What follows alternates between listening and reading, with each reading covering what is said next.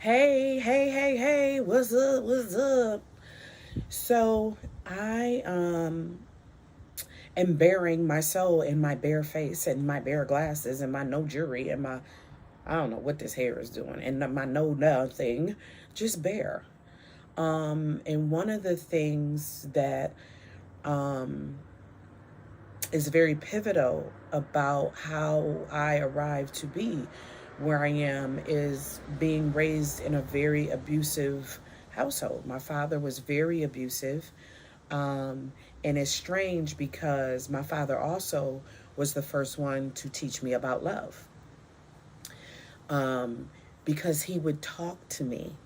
I was 4, 5, 6 years old. He would sit and talk to me like I was 40. Case in point, deep.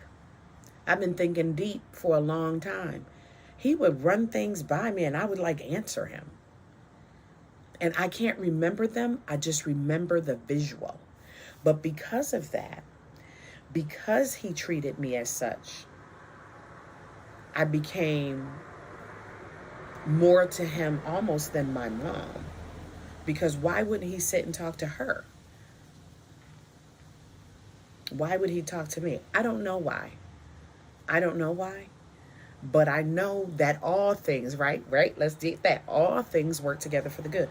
So he taught me that. He would take me out and he would drive past his prostitutes. My father was a pimp. And he worked at Ford Motor Company. Get that. But he was a pimp. I grew up in the 70s. My father was a pimp. And he would drive by women and ask me, which one of them you think is going to make the most money? Yes. 6, 7, 8.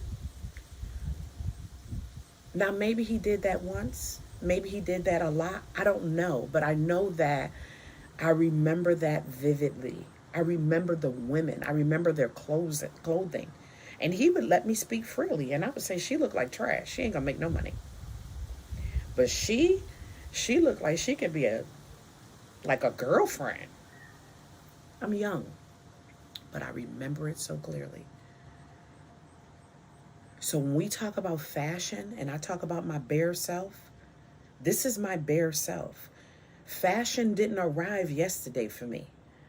Maybe it's being noticed by people now, but I have always been into how I look. I think the highlight now has been that God is shining a light on that.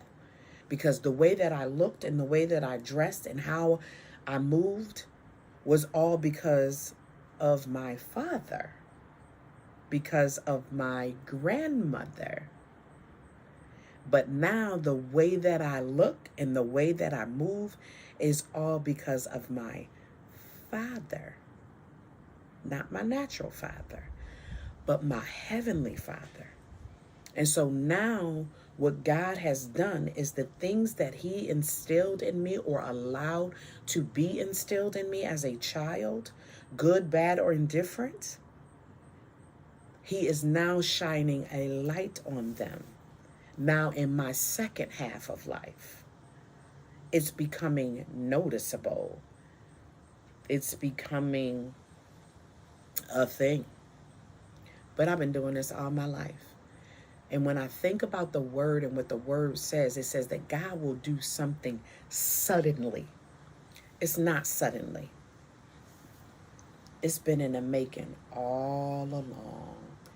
And that's why the word says all things work together for the good. It's been in the making for a long time. When I was born with the eggs of my grandchildren. I was born with the egg that would birth my daughter, that would birth with the eggs that would then birth my grandchildren. God knew us before we were even born.